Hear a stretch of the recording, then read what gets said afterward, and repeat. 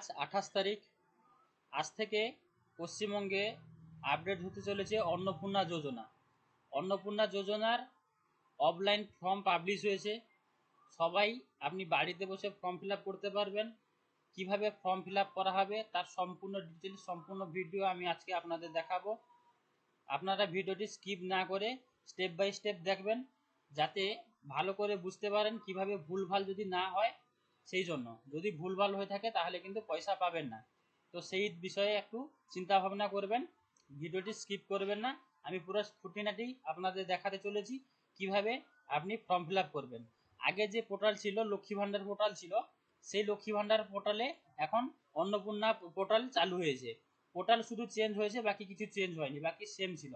শুধু নতুন আপডেট এসছে, আপনার ফর্ম অফলাইনে ফর্ম কিভাবে ফিল আপ করবেন তার ডিটেলসটা চলে এসছে। অনলাইনে এখনো পাবলিশ হয়নি। অনলাইনে আগের মাস থেকে আপনারা লিঙ্ক পেয়ে যাবেন, আগের মাস থেকে আপডেট হবে। তো চলুন ফর্মটি ডাউনলোড করে কিভাবে ফর্মটি ফিল আপ করতে হয় সেই বিষয়ে আপনাদের দেখাচ্ছি। দেখুন, অন্নপূর্ণা যে লিঙ্ক হচ্ছে social security.wb.gov.in, এইটিতে আপনি লগ ইন করলে আপনি এইরকম একটা ইন্টারফেস দেখতে পাবেন। এই ইন্টারফেসের মাধ্যমে আপনি ফর্মটি ডাউনলোড করতে পারবেন। দেখুন, ডান সাইড আছে ডাউনলোড অন্নপূর্ণা যোজনা ফর্ম। ইংলিশে আছে, বাংলায় আছে, হিন্দিতে আছে। আপনার খুশি যে আপনি যেটা ডাউনলোড করতে পারবেন। আমি বাংলায় ডাউনলোড করে আপনাদের দেখাচ্ছি কিভাবে আপনি এটা ফিল আপ করবেন। তো চলুন ডাউনলোড মেরে দিই। ডাউনলোড হয়েছে। ডাউনলোডের পর এরকম একটা ফর্ম চলে আসবে। দেখুন, অ্যাকচুয়াল মানে সত্যি কথা বলতে কি, এটা কিন্তু অন্নপূর্ণা ফর্ম নয়। এটা কিন্তু অন্নপূর্ণা ফর্ম নয়, কিন্তু লেখা আছে দেখুন, অন্নপূর্ণা যোজনা পারিবারিক তথ্য সংগ্রহের ফর্ম। পারিবারিক তথ্য সংগ্রহের ফর্ম মানে আপনার পরিবারের পুরো ডিটেলস আপনাকে এখানে এন্ট্রি করতে হবে। দিলে যাই কি আপনি সবকিছু পারবেন। অন্নপূর্ণা লেখা আছে, কিন্তু এটা পারিবারিক তথ্য সংগ্রহের ফর্ম।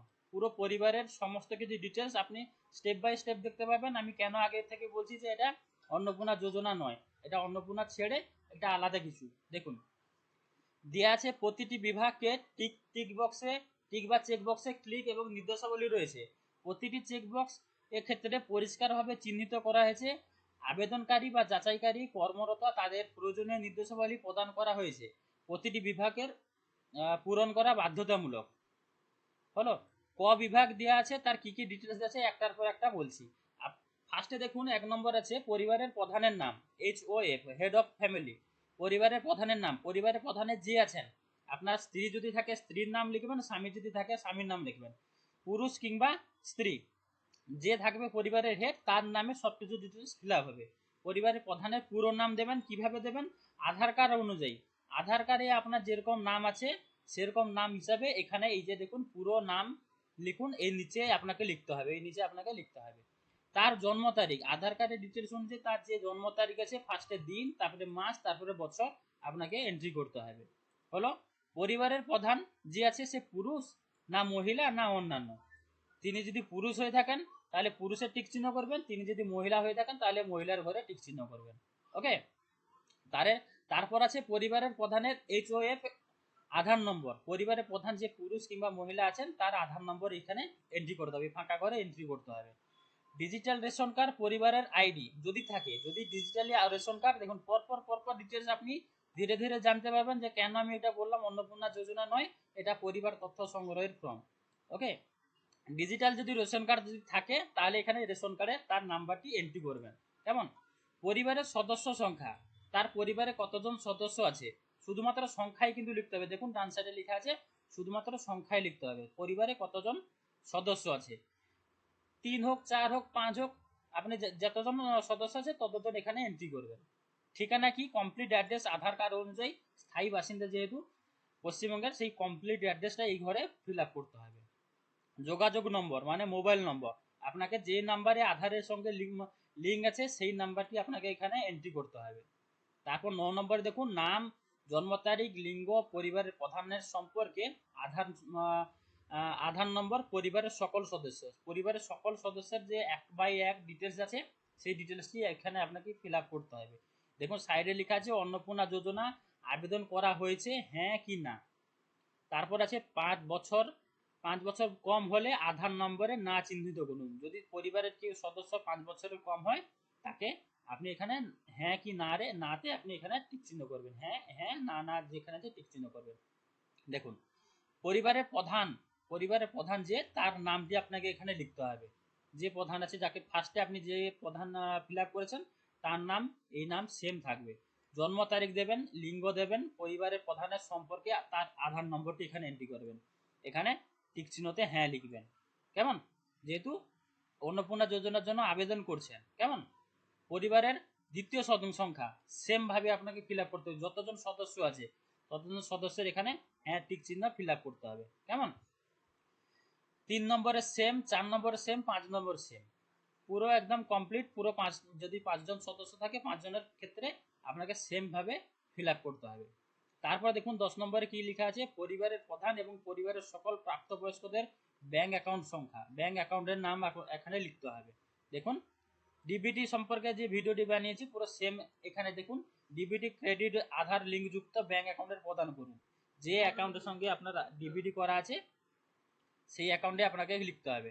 এখানে আছে দেখুন ব্যাংক, কোন ব্যাংকের সঙ্গে আপনার ডিবিটি করা আছে সেই ব্যাংকের নাম আপনাকে এখানে লিখতে হবে। সে পাঞ্জাব হোক, স্টেট ব্যাংক হোক, অ্যাক্সিস ব্যাংক হোক, এইচডিএফসি ব্যাংক হোক, যে ব্যাংক থাকবে সেই ব্যাংকের নাম আপনাকে এখানে লিখতে হবে। তারপর ব্যাংক অ্যাকাউন্ট নম্বর, যে ব্যাংক অ্যাকাউন্টটি আছে সেই ব্যাংক অ্যাকাউন্টও আপনাকে লিখতে হবে। আইএফসি কোড, ব্যাংক অ্যাকাউন্টের আইএফসি কোড আপনাকে এখানে লিখতে হবে। এরকম ভাবে হেড যেরকম করা আছে সেরকম সদস্য একের আপনি যার নাম ফিল আপ করেছেন সদস্য একের সেম তার সেম ডিটেলস এখানে দিতে হবে। Bank, bank account, bank IFC code. দুয়ে যেরকম যার নাম ফিল আপ করেছেন তার নামে যে ব্যাংক অ্যাকাউন্ট আছে সেই দুয়ে বি সেম, তিনে বি সেম, 4 সেম, 5 সেম। একটা দেখিয়ে দিয়েছি, বাকি কিন্তু সব আপনি নিজে করতে পারবেন। কেমন? তারপর দেখুন 11 নম্বরে এপিক। এপিক বলতে ভোটার কার্ড, সকল প্রাপ্তবয়স্ক ভোটার তালিকা অংশের নম্বর সহ দিন। যারা যারা প্রাপ্তবয়স্ক ফ্যামিলিতে প্রাপ্তবয়স্ক আছেন, যাদের ভোটার কার্ড আছে সেই ভোটার কার্ডের নাম আপনি ভোটার কার্ডের নাম্বার আপনি এখানে এন্ট্রি করবেন। দেখুন 1 নম্বরের যে যে ফিল্ড আছে এখানে ফ্যামিলি হেডের ভোটার নাম্বার দেবেন। তারপরে 1 নম্বরে যে, 2 নম্বরে যে, 3 নম্বর, 4 নম্বর, 5 নম্বর যেরকম নাম লিখেছেন সেরকম ওয়াইজ ভোটার কার্ড নাম্বার এখানে এন্ট্রি করতে হবে। ওকে। তারপর দেখুন বিভাগ, 12 বিভাগের কি আছে দেখুন তার কাস্টটি আপনার এখানে এন্ট্রি করতে হবে। যে যার ফিল আপ করছেন তিনি এসসি না এসটি না ওবিসি না জেনারেল আপনাকে সেখানে এন্ট্রি করতে হবে। যেটা যেটা তার কাস্ট আছে সেই সেই জায়গায় আপনাকে টিক চিহ্ন দিতে হবে। যদি সে এসসি হয় এসসি, যদি এসটি হয় এসটি জায়গায় আপনাকে সামনে যে বক্সটি আছে সেই বক্সটিকে আপনাকে ক্লিক করতে হবে। তারপর দেখুন খতে আছে রেশন কার্ড। আমি যে ফার্স্টে বলেছিলাম এটা যদি অন্নপূর্ণা যদি ভান্ডার হতো তাহলে রেশন কার্ড কেন দরকার হবে? দেখুন এখানে রেশন কার্ড উল্লেখ করা আছে, এর মানে বোঝা যাচ্ছে পরিবারের পুরো সমস্ত তথ্য আপনাকে দিতে হবে। পরপর পরপর আমি আসছি, পরপর আপনাকে আমি দেখাবো যে কেন এটা অন্নপূর্ণা যোজনার ফর্ম নয়, এটা খালি মানে পরিবারের সংখ্যা গোনাবে, পরিবারের সমস্ত ডিটেলস আপনাকে এখানে এন্ট্রি করে জমা দিতে হবে। তারপরে বহুত কিছু ইতিহাস আছে সেটা পরে বলবো, সেই ইতিহাস এখন বলে লাভ নেই। এখন যে টপিক আছে সেই টপিকে আসা যাক। আপনার কি ডিজিটাল রেশন কার্ড আছে? যদি রেশন কার্ড আছে তাহলে হ্যাঁ, যদি না থাকে না করবেন। যদি রেশন কার্ড থাকে তাহলে তার কোন ধরনের রেশন কার্ড আছে? সবার দেখবেন আমাদের ওয়েস্ট বেঙ্গলে পিএইচএইচ থাকে, আর A Y A Y A থাকে, ডবল এ ওয়াই থাকে।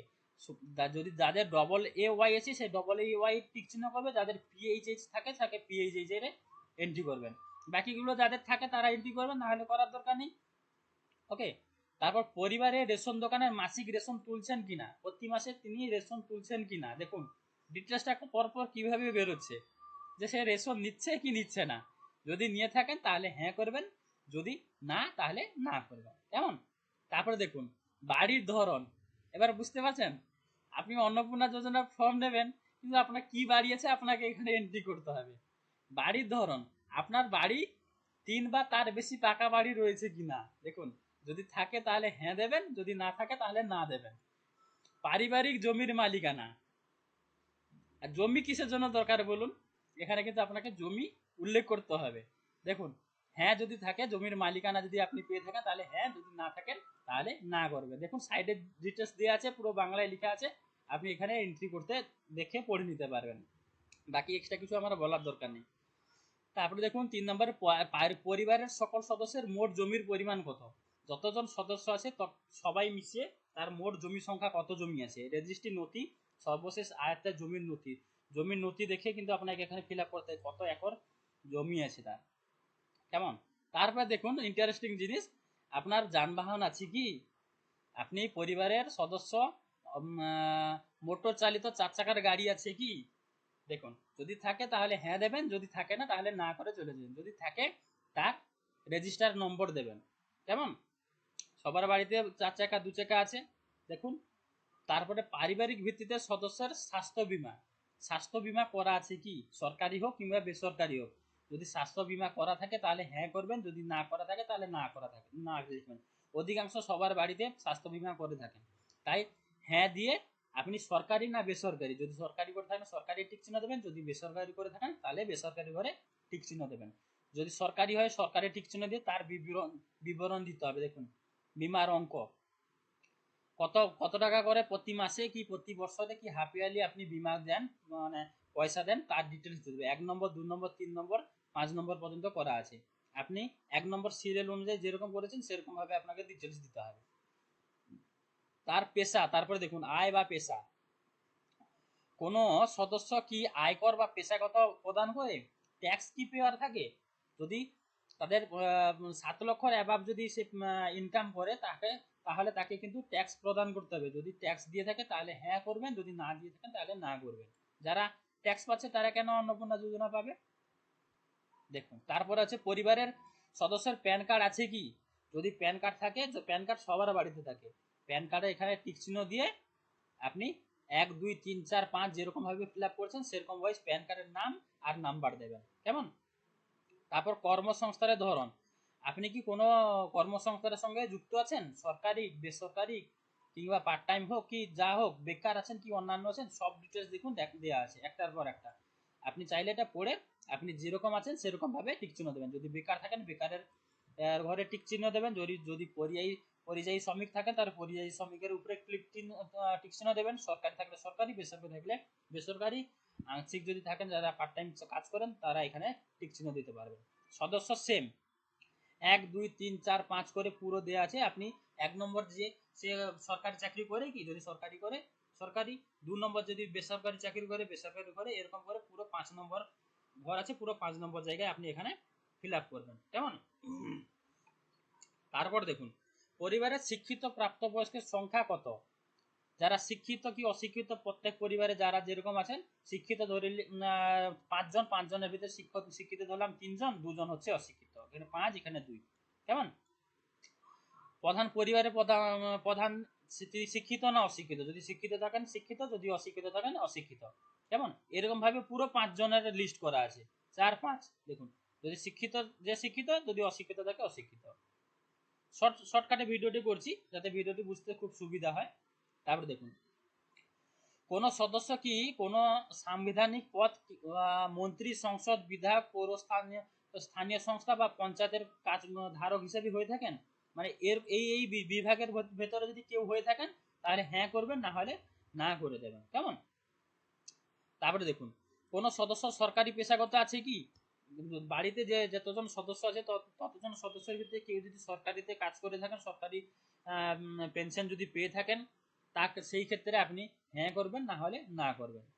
তার 7 নম্বর দেখুন কোন সদস্য কি জিএসটি অধীনে নিবন্ধ আছেন, জিএসটি কি পেয়ার কেউ আছেন, কেউ জিএসটি কি দিয়ে থাকেন, যদি জিএসটি দিয়ে থাকেন তাহলে এখানে হ্যাঁ, না হলে না। পরিবারের মোট বার্ষিক আয় পরিবারের কত, উপরের যত যে ডিটেলস দিয়ে আছে সেই অনুযায়ী আপনি এখানে বার্ষিক আয় এখানে এন্ট্রি করবেন। এটা কিন্তু আপনার সবচেয়ে গুরুত্বপূর্ণ জিনিস, যদি আয় যদি আপনি ভুলভাল করে থাকেন তাহলে কিন্তু প্রবলেম হতে পারে। কেমন? তারপরে দেখুন CAA আবেদনকারীর অবস্থা যদি হয়ে থাকে, পরিবারের প্রধান যদি এরকম কিছু হয়ে থাকেন তাহলে কিন্তু প্রয়োজনীয় তথ্য প্রযোজ্য নয় কি আবেদন করা হয়েছে কি, এভাবে আপনি দিতে পারেন 1 2 3 4 5 এরকম করে দেওয়া আছে, আপনি চাইলে দিতে পারেন, না হলে দিতে পারেন, দেওয়ার দরকার নেই। তারপরে দেখুন অন্যান্য কিষাণ ক্রেডিট কার্ড বা কিষাণ ক্রেডিট কার্ড, ARD আছে কি, কি শিল্প ক্রেডিট কার্ড, দেখুন কতগুলো ক্রেডিট কার্ড আছে, এই সম্পর্কে তার ডিটেলস আছে কি সরকারি ক্ষেত্রে, যদি থাকে তাহলে সেম ও 1 2 3 তার নম্বর, আইডি সংখ্যা, কোন তারিখে ইস্যু হয়েছে সেই ডিটেলসটা আপনার যদি থাকে আপনি এখানে দিতে পারেন, পুরো 5 নম্বর ঘর যেরকম আছে সেরকম পর্যন্ত দিতে পারবেন। তারপরে দেখুন এখানে একটা বড় ডিটেলস দেওয়া আছে এসআইআর ক্ষেত্রে। যদি এসআইআর 2026 এর নাম বাদ পড়ে থাকে তবে মামলাটি ট্রাইব্যুনালে বিচারাধীন কিনা, যদি বাদ পড়ে থাকে তাহলে কিন্তু এখানে ফিল আপ করবেন, না হলে ফিল আপ করার দরকার নেই। যারা বাদ পড়ে গেছে কেমন, সেরকম ভাবে 1 2 3 4 5 করা আছে, 5 পর্যন্ত আপনি করতে পারেন। তারপরে দেখুন বিদ্যালয়ে অধ্যয়নরত পরিবারের সকল শিশুর নাম, যাদের বাড়িতে ছোট বাচ্চারা আছে তারা বিদ্যালয়ে কোন শিশুর নাম, তার কোন শ্রেণীতে পড়ে, সরকারি না বেসরকারি না মাদ্রাসা না অন্যান্য কোথায় কি পড়াশোনা করে, তার ডিটেলস আপনার এখানে দিতে হবে। 1 2 3 4 করে আছে, আপনার যতজন শিশু ততজনের আপনি এখানে এন্ট্রি করেন, বাকি ঘরগুলো ফাঁকা রাখতে পারবেন, কোনো অসুবিধা নেই কেমন। তারপর হচ্ছে শিশুদের টিকাকরণ বর্তমানের অবস্থা, সেই শিশুদেরকে টিকাকরণ করা হয়েছে না হয়নি, যে আপনার যদি বাড়িতে 2জন বাচ্চা থাকে 2জন বাচ্চার টিকাকরণ করা হয়েছে কি, যদি করা হয়ে থাকে তাহলে হ্যাঁ, যদি না করা হয়ে থাকে তাহলে না। দেখুন পুরো ডিটেলসটার ভিতরে লেখা আছে বাড়ির সম্পূর্ণ তথ্য, এখানে কিন্তু উল্লেখ করা নেই যে অন্নপূর্ণা ভান্ডার কিনা, কেমন, এটা কিন্তু অন্নপূর্ণা ভান্ডার নয়, এটা হচ্ছে পরিবারের তথ্য, পরিবারের মানে সম্পূর্ণ তথ্য আপনাকে সরকারের কাছে জমা দিতে হবে, তারপর যাই কি যা কিছু ব্যবস্থা করা যাবে কেমন। দেখুন তারপরে আপনার কি কোনো সরকারি প্রকল্পে ডিবিডি পেয়ে থাকেন, সরকারি প্রকল্পের নাম মানে যেরকম আগে ছিল প্রধানমন্ত্রী সুরক্ষা বীমা যোজনা কিংবা লক্ষ্মী ভান্ডার কিংবা বেকার ভাতা, যতগুলো যে আছে সেগুলো কি পেয়ে থাকেন, যদি আপনারা পেয়েছিলেন তাহলে হ্যাঁ নিয়ে প্রকল্পের নাম 1 2 3 4 করে দিয়ে থাকবেন। দেখুন 1 নম্বর ঘরে আপনি যদি এখানে লক্ষ্মী ভান্ডার পেয়েছেন, লক্ষ্মী ভান্ডার নাম লিখবেন হ্যাঁ, বেকার ভাতা পেয়েছেন, বেকার ভাতার নাম লিখে হ্যাঁ, এরকম করে পুরো 1 2 3 4 5 পর্যন্ত দেওয়া আছে। তারপরে দেখুন আমি একদম পুরো লাস্ট পেজে চলে এসেছি, সবকিছু ঠিকঠাক করা হয়ে গেছে, যদি সবকিছু ঠিকঠাক করা আছে আর একবার ফর্মটি যাচাই করে তারপর কিন্তু সাবমিট করবেন। দেখুন আমি এই মর্মে ঘোষণা করেছি যে উপরে প্রদত্ত তথ্য আমার জ্ঞান ও বিশ্বাস অনুযায়ী সঠিক, যদি সম্মত হয়ে থাকেন এখানে কিন্তু অবশ্যই ক্লিক চিহ্ন দিতে হবে, ক্লিক চিহ্ন দিয়ে জমা দিতে হবে কেমন। তারপরে দেখুন লাস্টে অনুযায়ী সত্য এবং প্রযোজ্য ক্ষেত্রে আমি সকল সহায়ক নথি প্রদান করছি এবং উপরে উল্লিখিত কোনো মানদণ্ড বাদ দেই নেই। আমি আবেগ অবগত যে আমার প্রদত্ত কোনো তথ্য মিথ্যা প্রমাণিত হলে আমার সামাজিক সুরক্ষা সংক্রান্ত সুবিধা সমূহ বন্ধ হয়ে যেতে পারে, দিয়ে এখানে টিক চিহ্ন করে আপনাকে এখানে কিন্তু স্বাক্ষর করতে হবে, যে ফ্যামিলি হেড আছে তার কিন্তু সিগনেচার এখানে করতে হবে। ওকে, তারপর দেখুন পরিবার বলতে এমন কোনো ব্যক্তি বোঝায় যারা সাধারণ একসঙ্গে বসবাস করেন এবং একই রান্নাঘর থেকে খাবার গ্রহণ করেন। পরিবার একে বোঝা যায় যে একটি পরিবারের একজন একটি মানে পরিবার থাকবে, একসঙ্গে বসবাস করবেন এবং একই জায়গায় বসে রান্না বান্না করে খাবার গ্রহণ করে থাকবেন, সেরকমকে বলা হয় পরিবার। ওকে, বাকি এটা সরকারের জন্য দেওয়া আছে, অন্নপূর্ণা যোজনার ক্ষেত্রে সরকারি যে ফর্মটি সাবমিট করবেন, যে পঞ্চায়েত লেভেলে যারা এই ফর্মগুলো রিসিভ করবেন তাদের ক্ষেত্রে তিনি এই ফর্মটি ফিল আপ করবেন। তারপর দেখুন সবশেষে স্বাক্ষর নাম তার কোন পদে আছেন, এটা কিন্তু সরকারি ডিপার্টমেন্টে যে আছেন তিনি এখানে ফিল আপ করবেন, এটা আমাদের কোনো ফিল আপের দরকার নেই কেমন। এই হচ্ছে আজকের ভিডিও, তো ভিডিওটি পুরোটা দেখুন বুঝুন তারপরে ফিল আপ করবেন কেমন।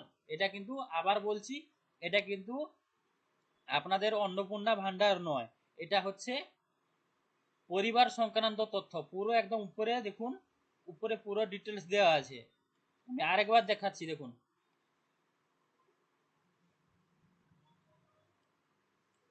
এই দেখুন পারিবারিক তথ্য সংগ্রহের ফর্ম, এটা কিন্তু অন্নপূর্ণা যোজনার আয়ত্তে এসছে, আপনি এটাকে ফিল আপ করা কিন্তু বাঞ্ছনীয়, অবশ্যই আপনাকে ফিল আপ করতে হবে, দিলে যাই কি তারপর আপনি অন্নপূর্ণা যোজনা পাবেন। বারবার করে বলছি এটা কিন্তু অন্নপূর্ণা যোজনার ফর্ম নয়, এটা হচ্ছে পারিবারিক তথ্য সংগ্রহের ফর্ম। ওকে, তো চলুন বন্ধুরা, যদি ভিডিওটি কোনো ইনফরমেশন আপনি পেয়ে থাকেন, কোনো কিছু যদি ভিডিওটি ভালো লেগে থাকে তাহলে অবশ্যই সাবস্ক্রাইব করবেন এবং অন্যদেরকে শেয়ার করে দেবেন, তারা যাতে এই ভালো তথ্যটি পেয়ে থাকে। ওকে, টাটা বাই বাই।